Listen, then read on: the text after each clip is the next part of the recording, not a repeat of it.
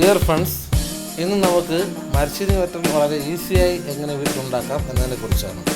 അപ്പോൾ Kuttan's idea subscribe ചെയ്തിട്ടില്ലാത്ത നമ്മുടെ ഫ്രണ്ട്സ് എത്രയും പെട്ടെന്ന് സബ്സ്ക്രൈബ് ചെയ്യുക, അതുപോലെ തന്നെ ഷെയറും ചെയ്യുക.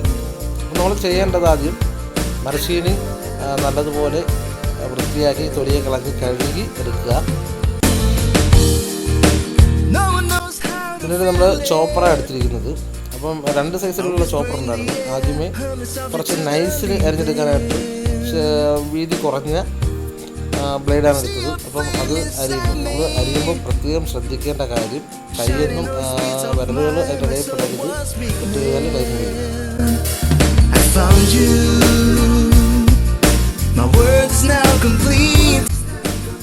നോക്കിയാൽ അറിയാം, വളരെ നൈസായിട്ടുള്ള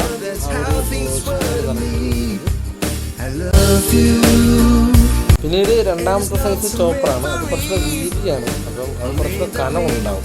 നേരത്തെ കുറച്ചുകൂടെ കനമുള്ള സ്ലൈഡായിരിക്കും.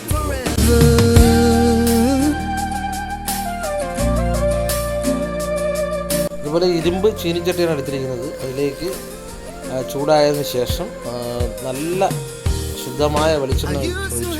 ആ വെളിച്ചെണ്ണയിലേക്ക് നമ്മുടെ ഈ ആദ്യമേ അരിഞ്ഞ് മാറ്റി വെച്ചിരുന്ന ഓരോ പച്ച പീസുകളും അതിലേക്ക് ഓരോന്നോരോന്നായി ഇടുകയുണ്ടായി. നല്ലതുപോലെ തിളച്ചെണ്ണ ആയതുകൊണ്ട് തന്നെ ചട്ടകം വെച്ച് ജസ്റ്റ് ഒന്ന് ലാഞ്ചി കൊടുത്താൽ മതി.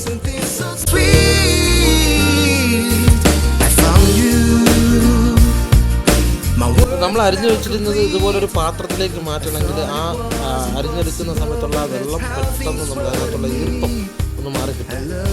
അതുപോലെ കുറച്ച് എരിവും ഉപ്പും കിട്ടാൻ വേണ്ടി നമ്മൾ അത് ചെയ്യേണ്ടത് കുറച്ച് മുളക് പൊടിയും അതുപോലെ തന്നെ കുറച്ച് ഉപ്പും ഒരു പാത്രത്തിലേക്ക് വെച്ച് കുറച്ച് വെള്ളം ഒഴിച്ച് അതിനൊന്ന് നല്ലതുപോലെ കലക്കുക. പിന്നീട് ഈ മസാല കൂട്ട് നമ്മൾ എന്ത് ചെയ്യണം, ഈ എണ്ണയിലേക്ക് ഒഴിക്കുക. എണ്ണയിലേക്ക് ഒഴിക്കുമ്പം അല്പം പൊട്ടിത്തെറിയൊക്കെ ഉണ്ടാകും. അത് സൂക്ഷിച്ചുകൊണ്ട് വേണം നമ്മൾ ഏത് കാര്യങ്ങളും ചെയ്യാനുള്ളത്. അപ്പോൾ അങ്ങനെ ഒഴിക്കുന്ന സമയത്ത് ഈ ഒരു എരിവും അതുപോലെ തന്നെ നല്ലതുപോലെ ആ ചീനിയുടെ ഉള്ളിലേക്ക് പിന്നീട് അതൊരു കോരി ഉപയോഗിച്ച് ആ വറുത്തെടുത്ത ചിപ്സിനേക്കൊന്ന് മാറ്റി വയ്ക്കുക.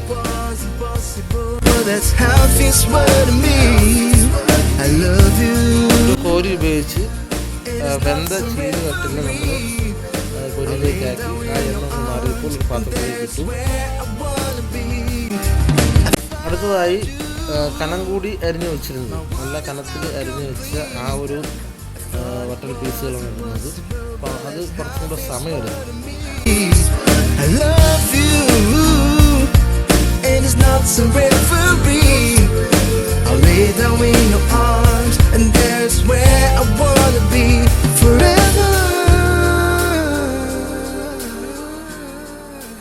അപ്പോൾ എന്തായാലും ആ വട്ടത്തിൽ അരിഞ്ഞു വെച്ച എല്ലാ പീസുകളും ഇട്ടു.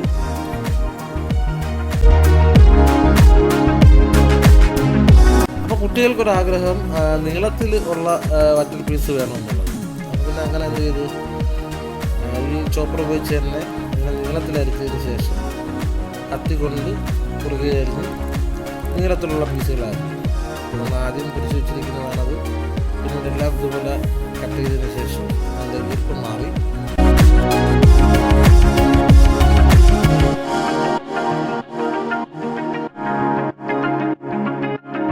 പിന്നീട് തിളച്ച എണ്ണയിലേക്ക് നമ്മൾ നീളത്തിൽ അരിഞ്ഞു വെച്ച ഈ പീസുകളിട്ടു. അപ്പോൾ രണ്ടും വറുത്ത് എടുത്തപ്പം ഇതുപോലെ ഇരിക്കുന്നു. അപ്പം വറുത്തെടുത്തതിന് കുറച്ച് എരിവും അതുപോലെ തന്നെ ഉപ്പും കിട്ടുന്നതിന് വേണ്ടി മറ്റൊരു കിണ്ണത്തിൽ കുറച്ച് ഉപ്പും മുളക് പൊടിയും ചേർത്ത് നല്ലതുപോലെ കലക്കിയതിന് ശേഷം നല്ലതുപോലെ തിളക്കുക. പൊരിച്ച് മാറ്റി വെച്ചിരിക്കുന്ന അതിലേക്ക് ഇട്ടതിന് ശേഷം നല്ലതുപോലെ ഒന്ന് കുലുക്കി എടുത്തു കഴിഞ്ഞാൽ എല്ലായിടത്തേക്കും ഈ ഉപ്പും എരിവും എത്തുന്നതാണ്. അപ്പോൾ വളരെ ഈസിയായി ചീനി വറ്റലുണ്ടാക്കി. അപ്പോൾ നമ്മുടെ ചാനൽ സബ്സ്ക്രൈബ് ചെയ്തിട്ടില്ലാത്തവർ എത്രയും പെട്ടെന്ന് സബ്സ്ക്രൈബ് ചെയ്യുക.